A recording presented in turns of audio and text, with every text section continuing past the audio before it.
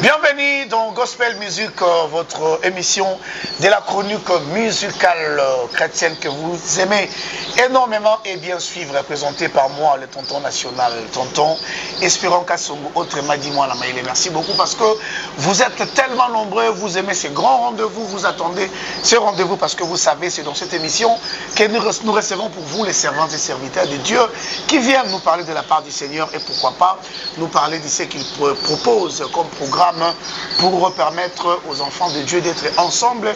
Comme le dit la Bible, il est doux, agréable de frères et sœurs de demeurer ensemble. Vous nous suivez sur Siloé Télévision, vous nous suivez dans nos différentes chaînes partenaires, vous nous suivez sur notre chaîne YouTube SKTV et dans les différentes pages des réseaux sociaux qui collaborent avec nous. Nous vous aimons énormément et que Dieu vous bénisse. Jacques Kalangila assure la réalisation de cette émission comme il le fait toujours. Merci parce que vous êtes en train de vous abonner à notre chaîne YouTube SK Télévision. Que Dieu vous bénisse énormément. Nous avons aujourd'hui reçu pour vous un artiste hors pair. Ça date de très longtemps. Aoumeli. Vous la cherchez partout. Je dis là, ça veut dire c'est une dame. Alors, devinez. Toluki est tellement mingi. Elle a connu un grand succès ici, dans d'autres pays et dans les différents pays étrangers. Mais seulement, elle s'est retirée à la musique. Et mon père s'est décidé à Zonga, la musique. Alors, Botuna qui est Boulouka qui est, c'est ici dans cette émission Gospel Music, notre Robetanaï Masolo, Toeba, Ali-moi pourquoi, Azongi pe pourquoi, Azoka ni Sarosala les sous-soulignés parce que Banzembo na ye et pambolaki libota na nzambe pe et bikisaki baye bazwaki yango à cœur tango y a ma problème. Alors je vais vous laisser découvrir l'artiste na moi extrait à Rosal Labisso tout à l'heure sur ce plateau. Vous allez découvrir ici c'est qui et quand je vais revenir, on va continuer dans notre émission. On y va Kalangila.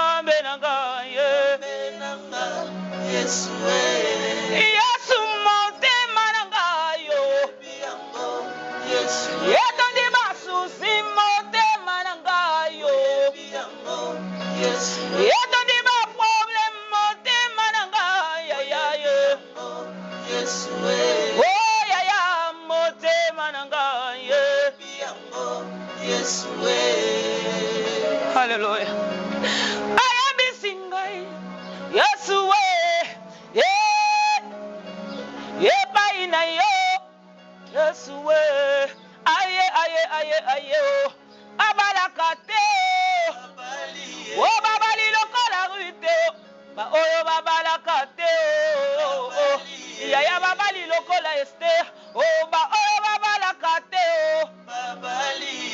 masende glo. Ba o babota kate. O baboti lokola sara e ba o babota kate. Ya baboti lokola ana e. O ba o babota kate. O pesi Samuel yelo wo. Hallelujah. Ayabisinga lisusu. Ya Yesu akeba ina yo. Yesu we. Oba onyo soba kufa olokola Yesu Masia bakunda kayena lilita ye. Olokola mokonzi nangai bakunda kayena lilita ye. Olokola nkolo nanga bakunda kayena lilita ye. Bisemoni matoya yoki bote mebombi mono kwa sakali.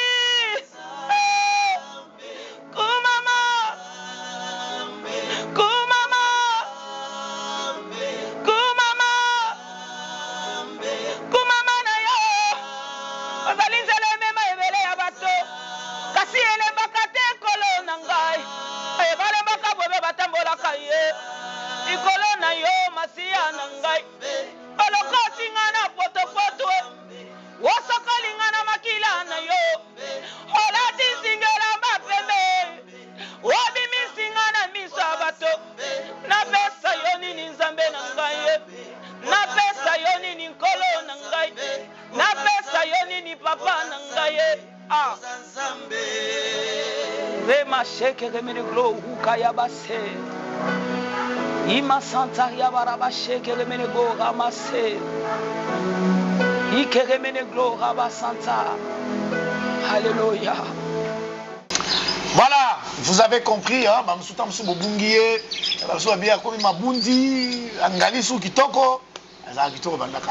elle s'appelle la servante de Dieu, Maman Esther Akawa, à qui j'ai dit bonjour Maman Esther. Bonjour, merci Papa Espérant. Bonne santé. Très bien, merci.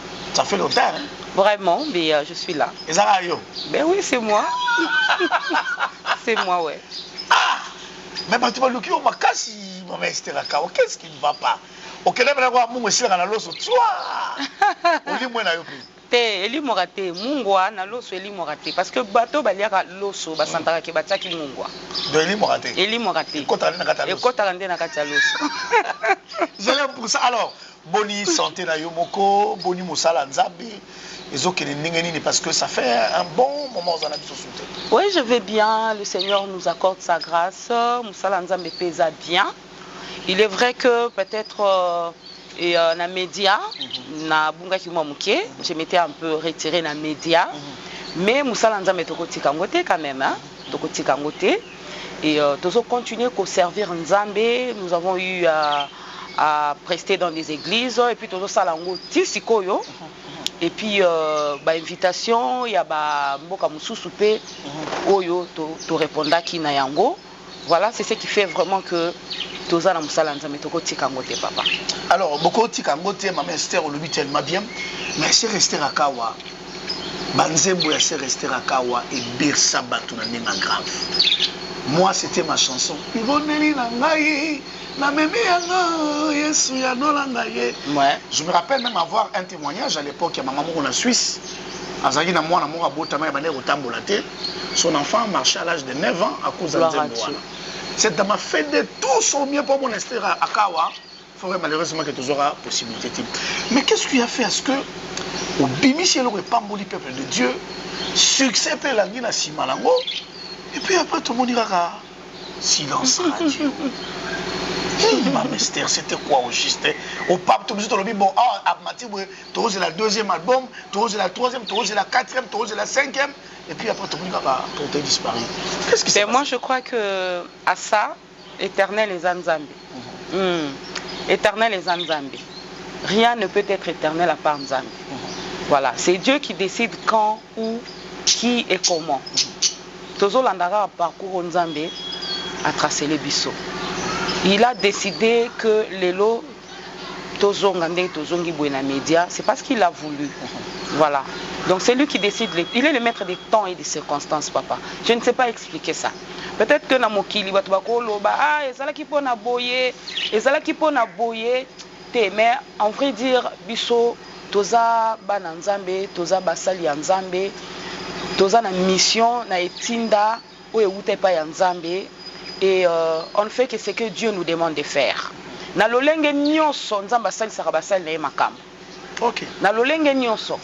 OK. Voilà. Donc moi je trouve que c'est maintenant le moment idéal pour Dieu et tozongela su musala oyo.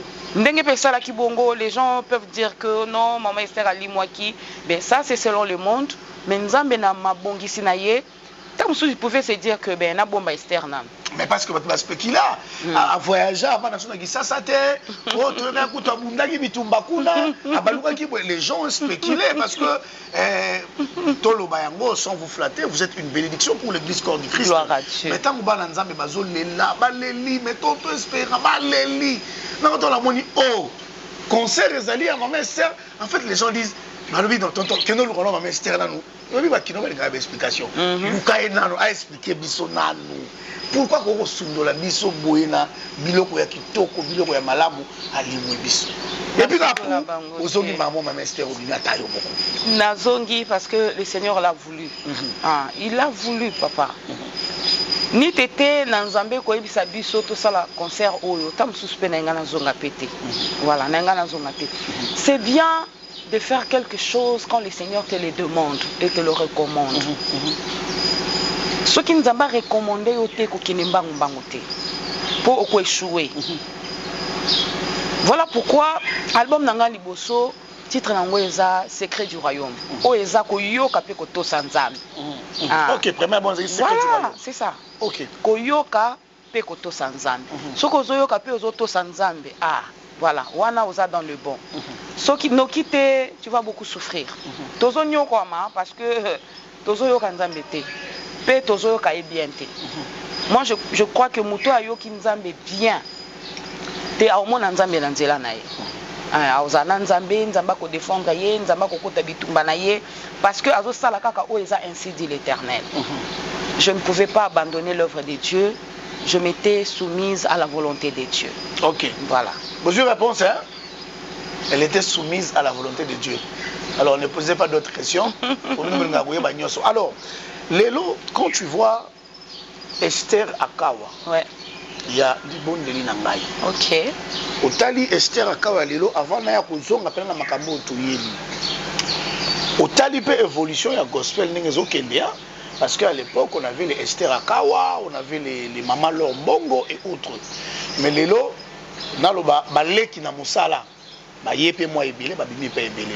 Mais est-ce que quand tu calcules, tu vois l'évolution du gospel, autant Esther Akawa kala, autant l'inenge makambo comme Lélo, est-ce que Esther Akawa a encore de la place dans la musique gospel dans la mission?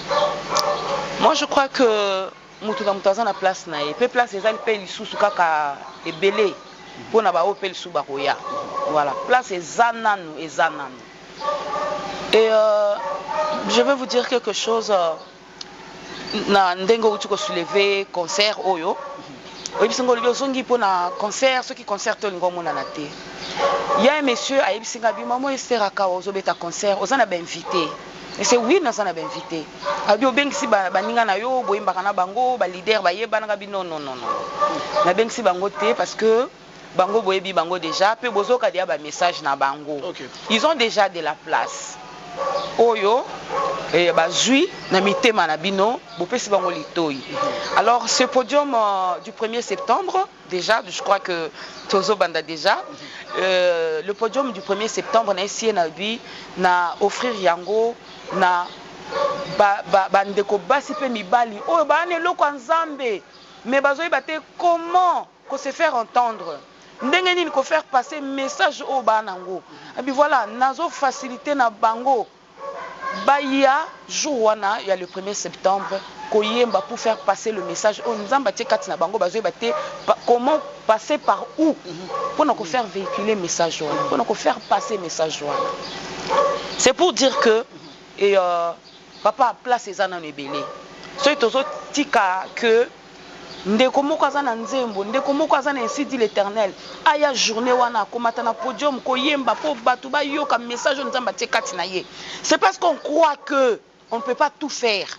Il faut pe ba misusu basala to accord à Christ papa. Moko aza loboko, moko aza lokolo, moko aza litoi, moko aza monoko, moko aza lisu. Nous formons le corps du Christ. Alors, il y a de la place pour tout le monde. Il y a de la place pour tout le monde, mais nabenga yo oza mbiaka, oza maestro, ozali mutu obandika même mosala ngo mwa kala mingi penza. Ndenge omona gospel na biso za ko évoluer. Ozo mona za ko évoluer, moto loba ke il y a encore de la place pour tout le monde. Mais ndenge zali ko évoluer. Na ndenge bino bo bandaki. Soki tolobi maman Esther atalango na liso. Il y a servante de Dieu, peut na liso ya moyembi. Est-ce que tu pourras te dire que les loza fiers à gospel na biso ils ont progressé, ils ont évolué très bien, bato ba ko kende bien musala salama correctement, peut-être atala ndenge nzamba bomba ki onanu, mais ndenge zo tala ba dinga baza ko évoluer la musique, tu peux aujourd'hui être fier de te dire que non, musique ils ont évolué. To tali po lobi surtout bandaki moi mais na moni moi ba mbebe za na gauche, moi ba mbebe za na droite. Mais moi je trouve que ça va parce que aujourd'hui là nous avons bayembi o babimi bazo sala pe fierté na biso na musala ya Nzambe. Oyo tango azo yemba tu sens que il y a Dieu dedans. Tu sens la présence de Dieu et tu sens que le Seigneur est là dans la chose en fait. Il y a ma sœur que j'aime beaucoup. Oyo je salue en ce moment la sœur Eunice Manyanga. Papa, sans fournir fort et belé, mais on sait tous voir que Nzambe azana nous naba oya ye, oya zo sale là. Voyez, la sœur Eunice Manyanga oyo azala na ye na producteur té, a luka na été de midi à 14h pour na kobimisa mosala ya Nzambe. C'est parti comme ça, de nulle part abima. Et puis azo sa mosala Nzambe malamu bien. Il n'y a pas que elle, il y a aussi la femme Tamar. Non, mais il y a aussi la femme Tamar. Okay. Ah mais non, mais cette servante de Dieu, elle est puissante. Oui, elle est puissante. Ce que tali le lengena ko servir Nzambe, papa, moi j'en suis fier. Voilà, j'en suis vraiment fier et tant union son akuta na bango na pambola bango. Na esa bango aller plus loin. Aller plus loin parce que bosa musala Nzambe bien. Mais est-ce que bango ba reconnaître pe buni boza ba yaya? Ils ba moni sera kawa. O mo luzito o yaya. Est-ce que ba reconnaître bango be? Bayebi to ba reconnaître. Ba reconnaître ka. Ba reconnaître ka. To ligozi pa bango ka. Tena zipa bango te ba reconnaître ka. Ke o yaya. En tout cas ba reconnaître ka. Enis kuta benga nga mami na ngai. Et il y a Tamar qui dit je célèbre les dieux d'Esther Akawa. En tout cas, Nzamba mema bango musika. Papa, Bazali. Il y a bien Bazali. Bah, ça la fierté na biso. Ça va, il y a bien Bazali, mais il faut la continuer sinon on a Bozindo bien. Alors, Jacques Alangila, on va encore écouter l'artiste. Toyo sous moi, Babilengi. Et ça la biso plaisir dans le nom de Jésus. Alors, à tout à l'heure. Jésus. Maman Nangazali Kobela e.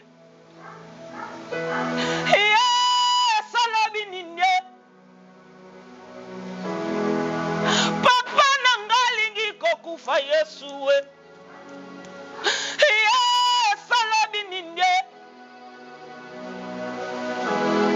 Andeko nangai kati na basi yawe.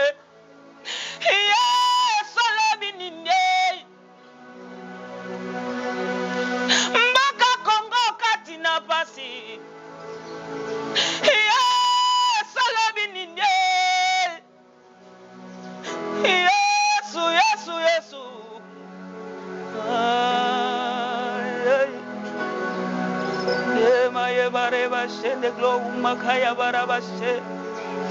Alléluia.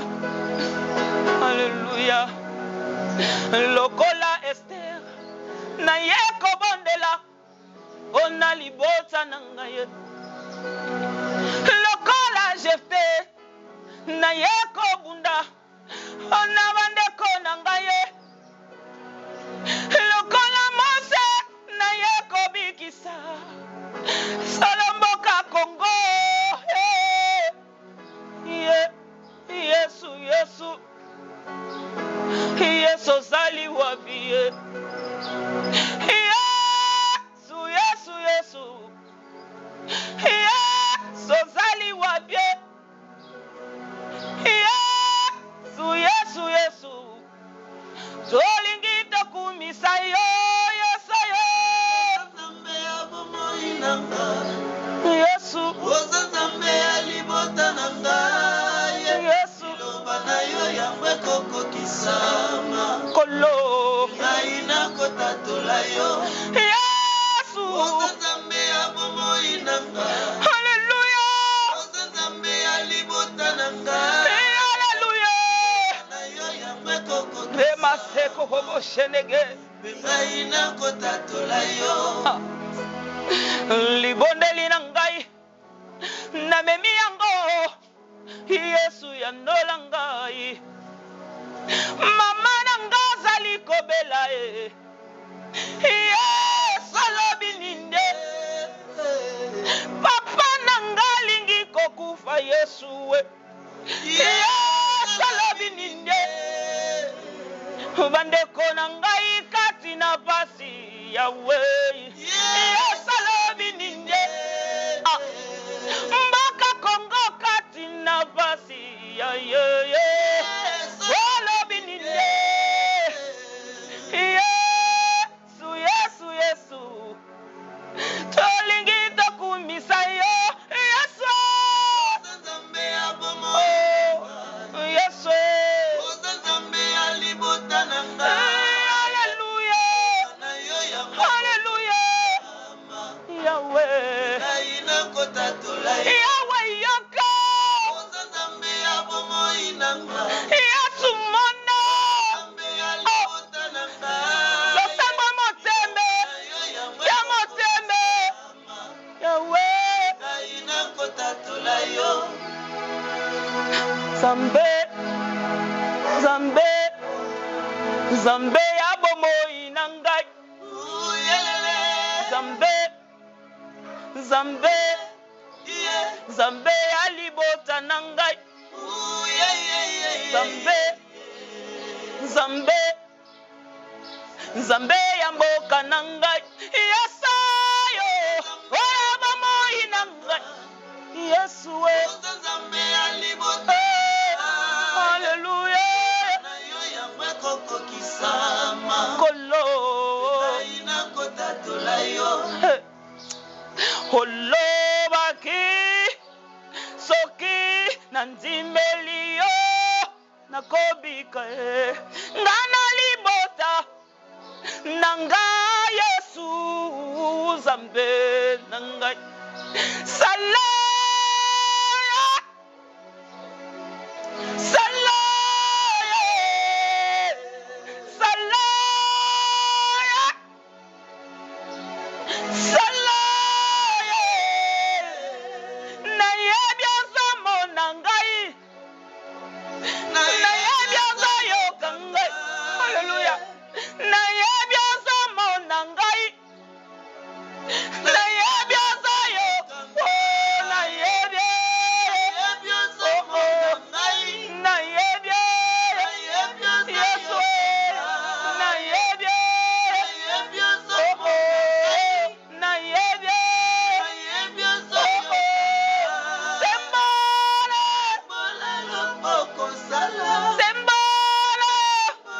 loboko sala sembole Yesu we tolingi totatola yo Yesu yo oya bomoi na ngai Yesu we Yesu we Yesu we Yesu we Kolo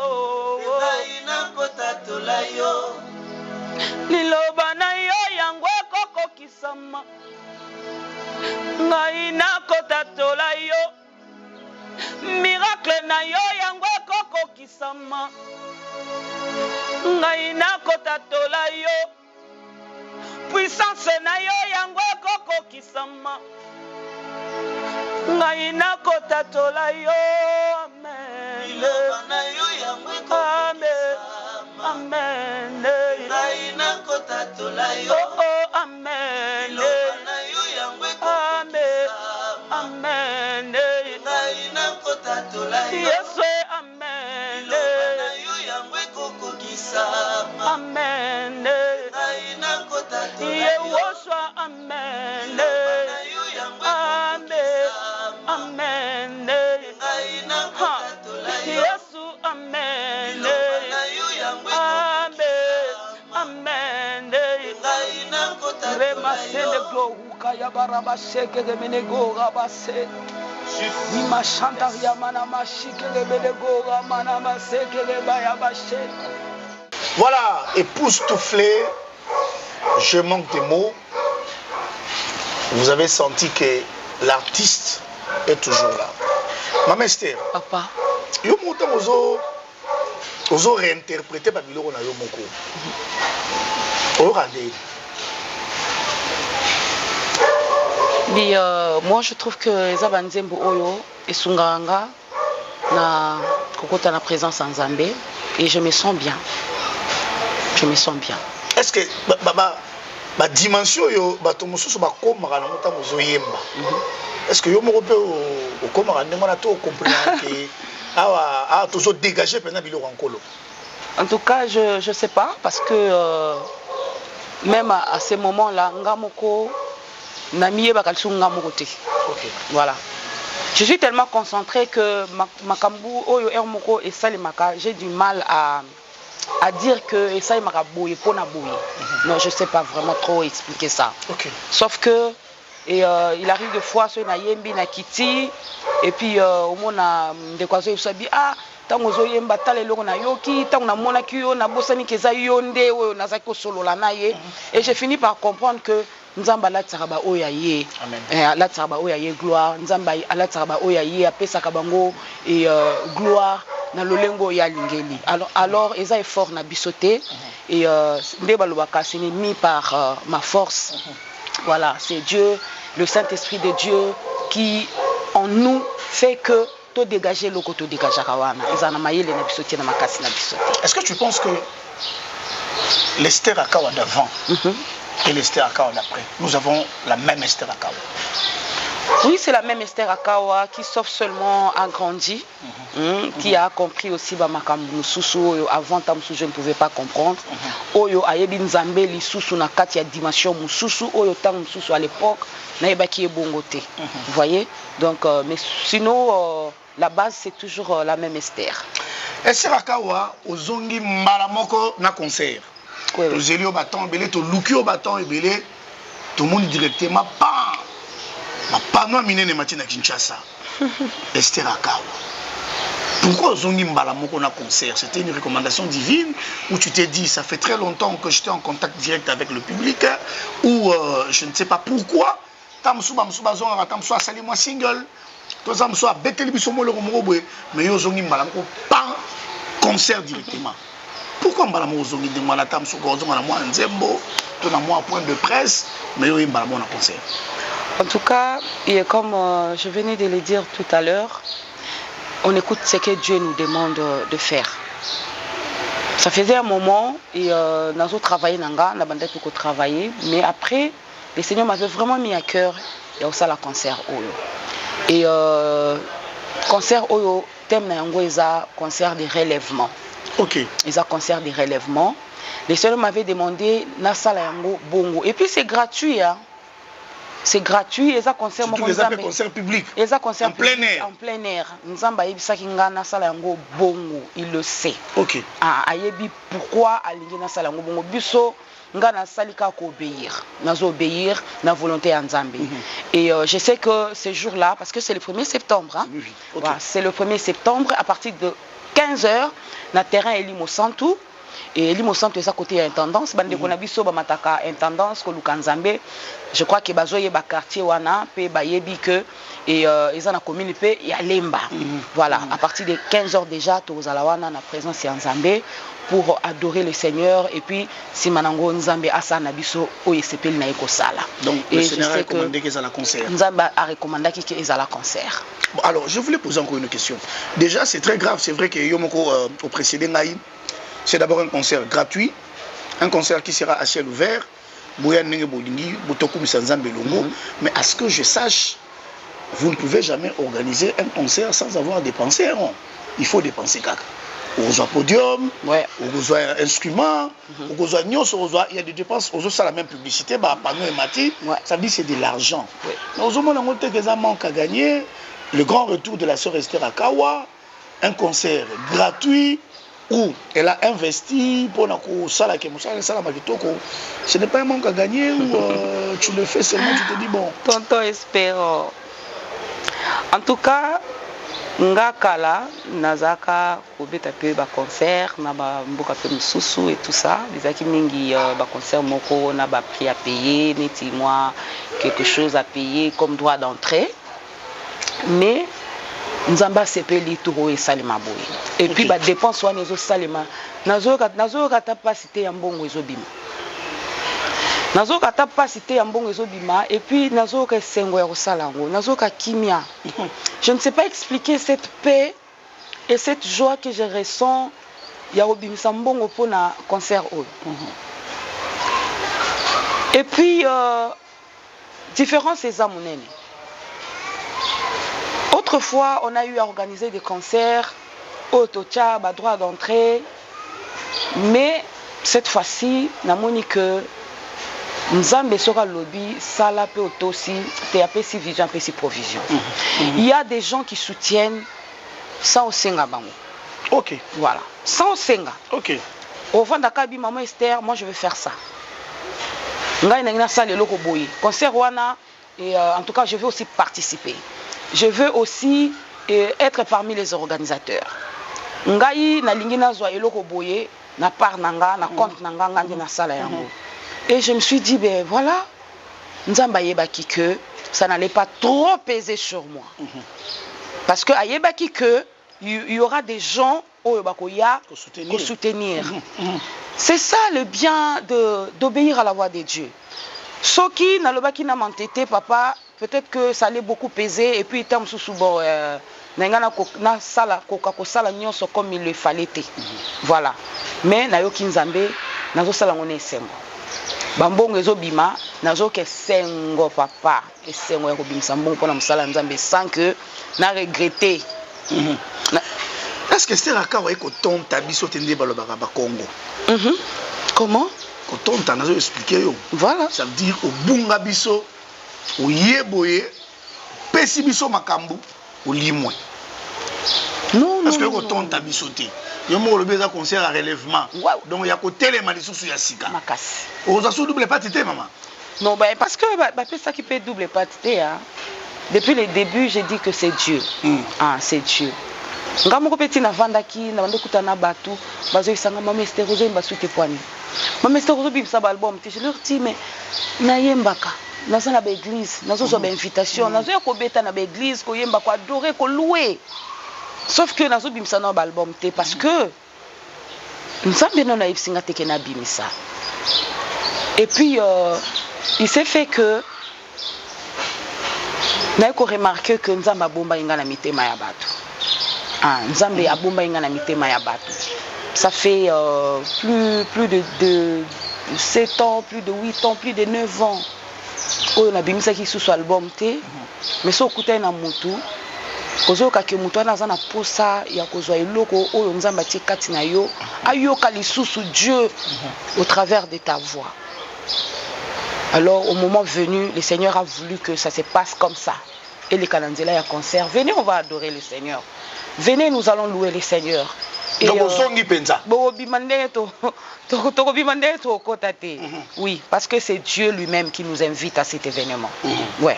Alors pourquoi la date du 1er septembre, qui par rapport au calendrier où j'étais guidé par le Saint-Esprit? Date il y a 1er septembre, na lobi nzamba za na lolenge bela lobela. Vous appelez la rentrée scolaire, hein? Para bazongama pour bazon en classe. Il faut y a concert le 1er septembre. OK. C'est pas facile pour tout le monde que ça mon année na classe. Voilà. Les ana ba parents ebelé bana ba on fait ba otanga te faute de moyens. Venez le 1er septembre. C'est un concert de relèvement. Problème financier aux Anango, Dieu est capable ya okangola.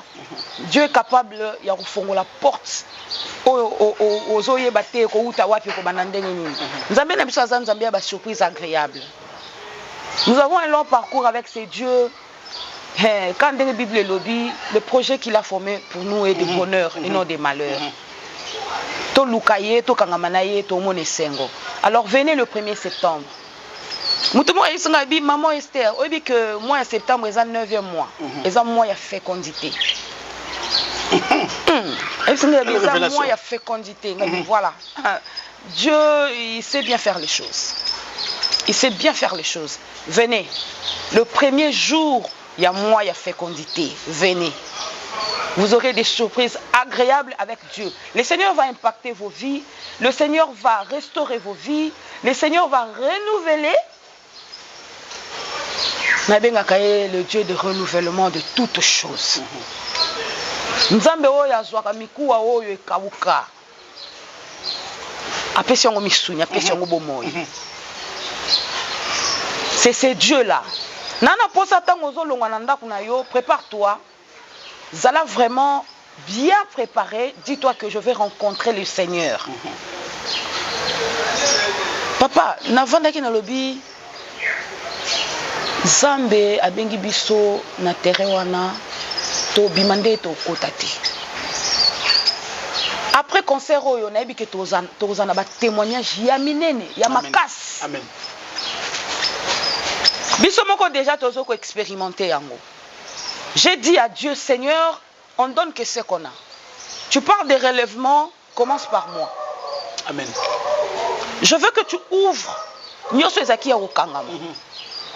Na lingi ko élargir nzambe ba limite nanga. Elongwa. Je veux que par moi-même na bandana nzambe ko vivre ta main. Papa, je suis en train d'expérimenter la main de Dieu comme pas possible. Amen. Nako changer nzambe onelo msuti. Nako tika nzambe ponelo msuti na mokili. Le Dieu de mon enfance. Le Dieu de mon écodime. Nzambe o na yeba banda nazala écodime tina komi mama boye na boti pe bana. C'est Dieu là sait faire du bien aux gens. C'est Dieu sait comment transformer la vie d'une personne. Ayebi ndenge nini kolongola mawa pasi na motema ya mutu pe kopesa esengo kobosa niso bane nyonso ya souffrance kopesa mutu nzembu ya esengo. Notre Dieu est capable de le faire.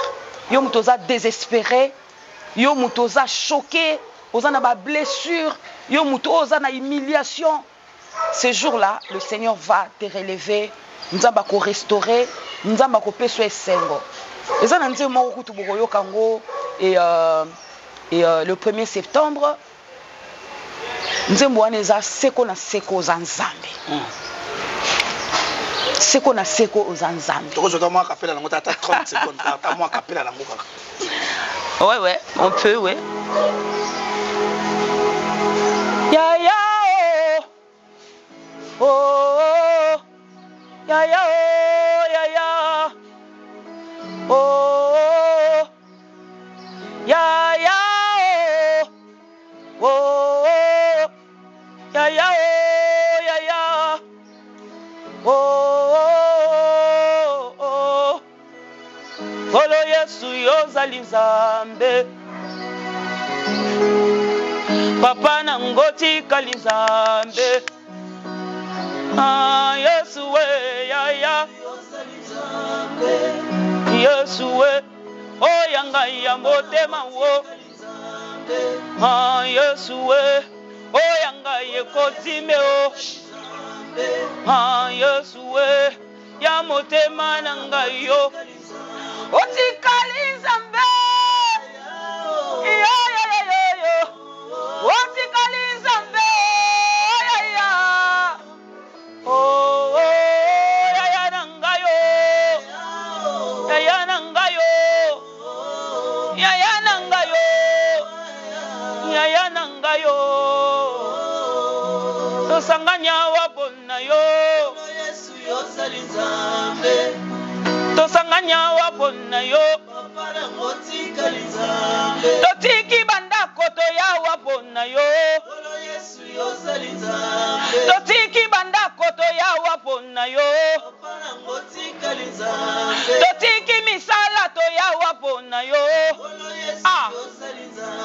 Ah, Yesue, Yesue, ah, Yesue, ya motema na ngai yo. Ah, Yesue, ya motema na ngai yo. Ah, Yesue, ya bo mwana na ngai yo. Ah, tikali Nzambe. Yo yo yo yo yo. Yesu tikali Nzambe. Ya na ngai yo. O tikali Nzambe. Yo yo yo yo yo. O tikali Nzambe. Yo yo yo yo yo. O Nzambe, yo Nzambe. Yesu yo zali Nzambe. O Nzambe, yo Nzambe. Ah. Oya longolaka moto na pasi ye. Yesu yo zali Nzambe. Oya longolaka bashene ye. Otikali Nzambe. Oya longolaka humiliation ye. Olo Yesu yo zali Nzambe. Oya longolaka pauvreté ye. Papa na otikali Nzambe. Oya longolaka échec ye. Olo Yesu yo zali Ah, tikali Nzambe.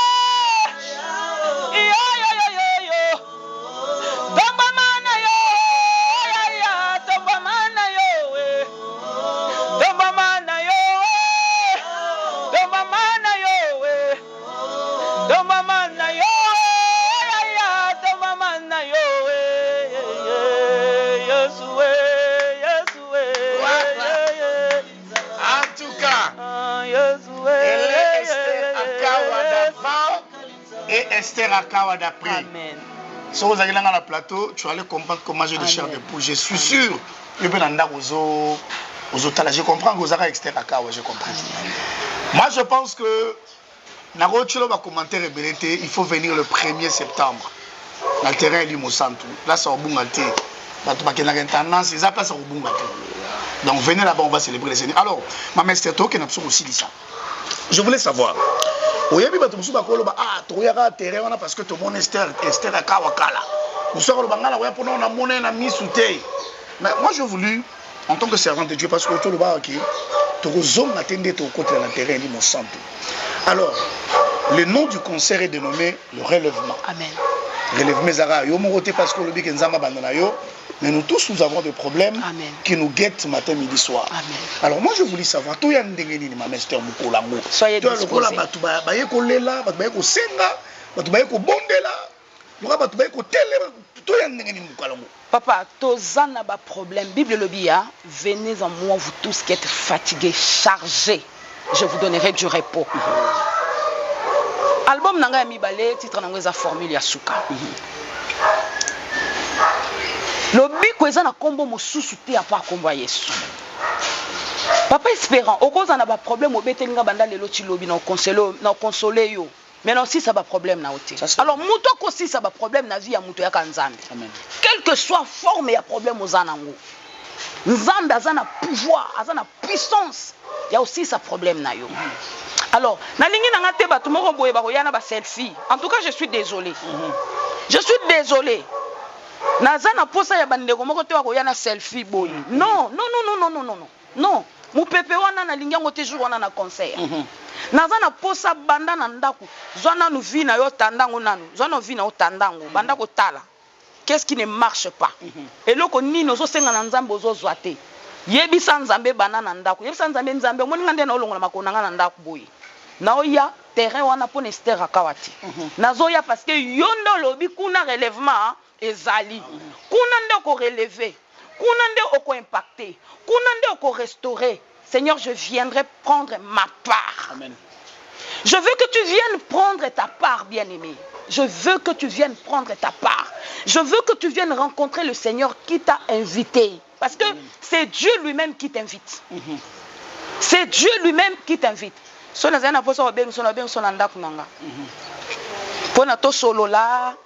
Voilà, photo, selfie, ou encore ailleurs, peut-être un restaurant, au vendit au lieu, et tout ça, tu joues photo. Mais rendez-vous, on est à rendez-vous sacré. Ça concerne nos vies. Amen. Ça concerne nos vies.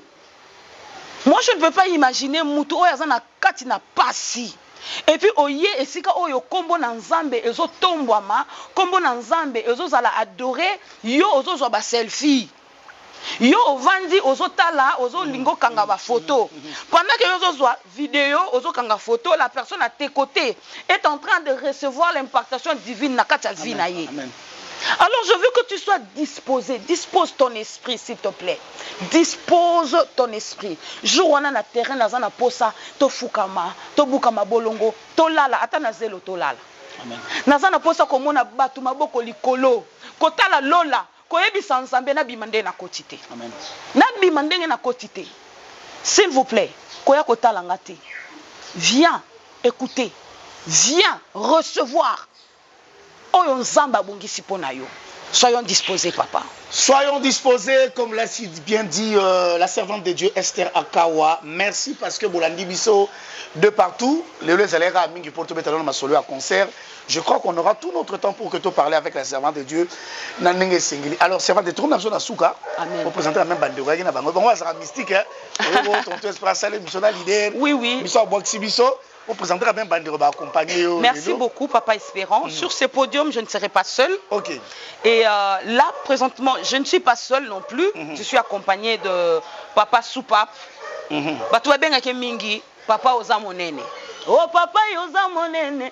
Ozamonene. Ozamonene, papa. Ok, je vois. Voilà. Il est là, le frère Soupap. Fidèle, hein? Tu peux saluer là-bas? Voilà, il est là.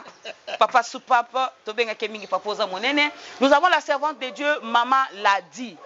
Elle est avec moi, elle a accompagné le ministère au Nzamba Pesinga. Il y a chant. Voilà, un coucou. Et je crois derrière moi, nous avons Papa Kadi, c'est un homme de Dieu. Yé, azana likaboya Nzambe, azapena message ko utepa na Nzambe, particulièrement yé, a Robeta Vanga. OK. À Obeta Vanga, vous le verrez sur le podium avant équipe ya Maman Esther et Beta. Vous allez le voir, il a un message au Nzamba Yebisiye à transmettre en Open Anzela ya Loyembo. Papa, je vous avais dit qu'il y a de la place pour tout le monde. Et voilà, il est là. Il va prester avant. Voilà. Il va prester, c'est le frère Kadi. Et derrière moi, j'ai le frère Jérémie, c'est un homme de Dieu aussi. C'est aussi un serviteur de Dieu. Il y a Pona Moussala et David. Kobeta Lindanda, il y a Pona na Sente. Voilà. Tant que Zobeta Sente, Milimo Mabe, Zokima. Voilà. Voilà, alors merci beaucoup, Maman Esther Nasuka. N'habitez moi petit mot, moi t'attends parce que tout ceci n'a déjà. Merci beaucoup, tonton Espérant. Que le Seigneur vous bénisse pour l'invitation. Et pour moi, Esa marque et considération na personne nangai et puis na grâce au Nzamba à Pesangai. Merci beaucoup, que le Seigneur vous bénisse. Amen. Et puis je dirais seulement que le moment est zapenda malam mingite tobanga Nzambe parce que boya ya Yesu et que surprendre biso. Soyons en bonne communion avec Dieu. Soyons attentifs au Saint-Esprit, soyons sensibles au Saint-Esprit et tout demeurer dans la présence en Zambé et Salabiso bien. Que le Seigneur bénisse tout le monde oiseau, Landabiso Nesika Oyo. Shalom chez vous, bénédiction chez vous, délivrance, toutes les bonnes choses chez vous. En tout cas, Nzamba Salabino Bolam. Le 1er septembre, à partir de 15h, terrain Elimo Santou, commune de Lemba, quartier Livoulou, ne manquez pas. Célébration, concert, des relèvements, le Seigneur va impacter nos vies. Merci. Le Seigneur va impacter nos vies. Dixit, la servante de Dieu, Maman Esther Akawa. Merci de nous avoir suivis. Vous avez des questions à poser, vous avez des suggestions. Vous voulez être en contact avec l'artiste, écrivez au numéro affiché au bas de vos écrans. Message de Okum Elaye, très bien. Et nous allons vous mettre en contact avec l'artiste. Merci beaucoup à tous les fidèles téléspectateurs. On a différentes chaînes partenaires. Nabiso, Nasiloé Télévision, la chaîne YouTube Nabiso SK Télévision. Que Dieu vous bénisse. Merci beaucoup à Montréal, Jacques Kanangila, derrière la caméra et à la réalisation. Que Dieu te bénisse. Merci à toutes les personnes qui nous aiment. Merci au couple Moussete, mes parrains. je vous aime beaucoup. Et toutes nos condoléances à la famille Moussete parce que nous venons de perdre la nôtre. Alors, Tokutani, Malasima avec d'autres invités pour Nalelo. Maman Kawa pour sa émission. Allez, bye bye. Banguna nangaye, bachelinga mitambwe, baboina longaye, bakangelinga mitema masiya o, bakangi pe nambongwe, bakangi miganda, bakangi pe voyage o ma, bakangi libala, bakangi pe kobota o, Nzambe nangaye.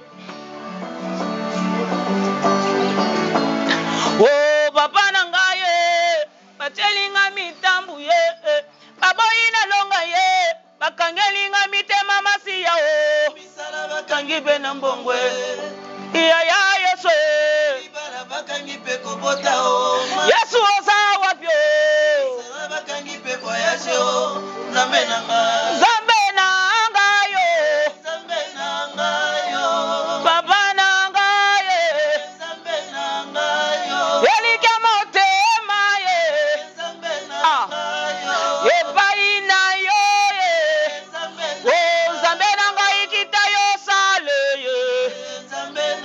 Yesu nangai kita yo sale yo, Baba ya bana kita yo sale yo, Hallelujah yo, Hallelujah yo, Hallelujah Baba na bande yo, Hallelujah lingenda na mbose yo, Hallelujah, Hallelujah nyokana mbose yo, Hallelujah, Hallelujah vamila suke yo, Hallelujah.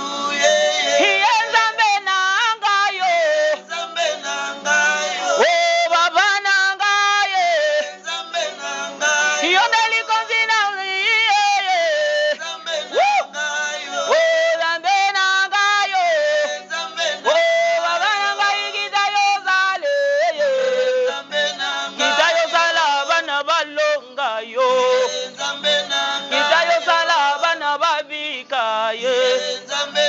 Kita yo sala bana babika yo. Hallelujah, Hallelujah, Hallelujah, Papa ya ba. Yeso yo. Hallelujah, ya yeso yo. Yeso yo. Hallelujah. Yeso yo. Ya yeso yo. Hallelujah. Yeso yo. Hallelujah.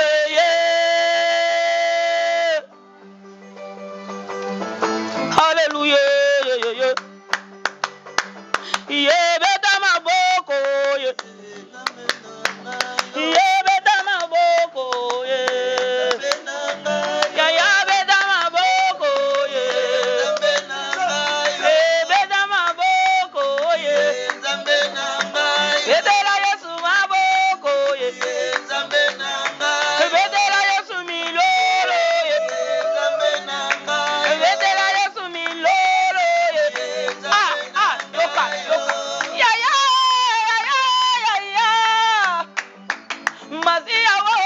Masia nangai. Makomelo biya bangwana kate. Ndengo sara kaloko kyo sala belelo. Ndengo bigiza mune gadoko kyo bigiza bengaye. Yesu lisungaye zanga katena tangwa pasyo. Awa pasyo lutinga na yese paina yo. Ama. Ema. Ebe. Abet. Ebe. Yes, nangaye. Iya washwa. Hamashia. Makomela biya bangwana kane. Yengo sala kaloko kyo sala belelo. Yengo bigiza kaloko kyo bigiza belelo. Yengo salisa kaloko kyo salisa belelo.